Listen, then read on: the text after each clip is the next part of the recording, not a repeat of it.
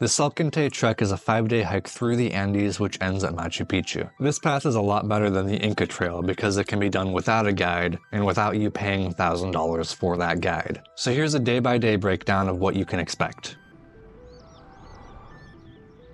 Before you go, I recommend downloading an offline map of the trail, that way you're less likely to get lost. You also want to bring a rain poncho and some basic cold weather gear, because it rains a lot and the first 2 days of the hike will be cold. It's also a good idea to take a few days to acclimatize in Cuzco, because it's at about the same elevation, so that'll give you a strong base for the hike.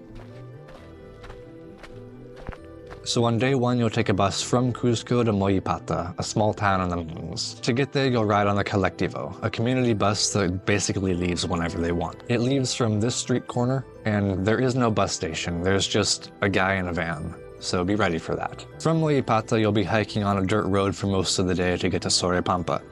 I found out after the fact you can just take a jeep straight there and cut out this day entirely, which isn't a bad idea because there's not much to see. This is also the part of the trek I got lost on, so just make sure you stay on the main jeep trail and you should be fine. Eventually you arrive in Soraypampa, and from here you can do a side hike to Humante Lake, which I highly recommend. Especially if you go early in the morning and beat all the tourist buses that are heading to that location. As I was walking back, I passed like 50 people on the way to one tiny lake in the mountains. You will probably need an extra day to do this side hike because day 2 is a lot more difficult.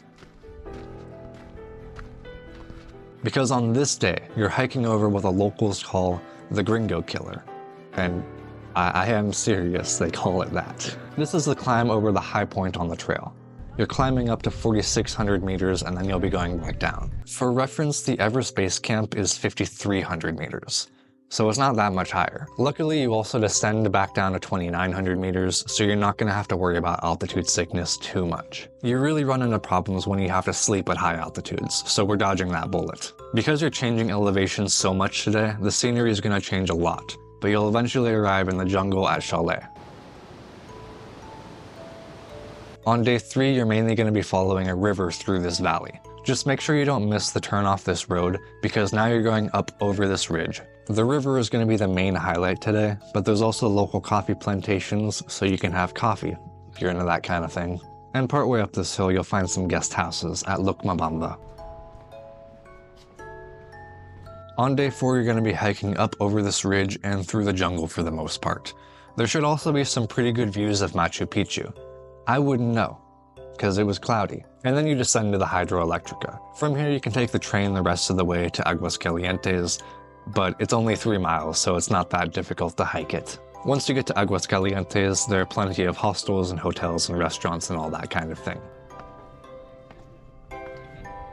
Day 5 is when we're hiking straight up the side of the mountain to get to Machu Picchu. From here you can also take a bus, but I mean, why would you? You hiked this far. Now I heard that you need to book the tickets a few months in advance because they sell out. I heard that a day beforehand and I was still able to book one, so do with that information what you will. From here you go in, you see Machu Picchu, and getting back to Cuzco is fairly easy. You can either hike or take a train to the Hydroelectrica and take another Colectivo back to the city. Congratulations, you made it. Now like and subscribe.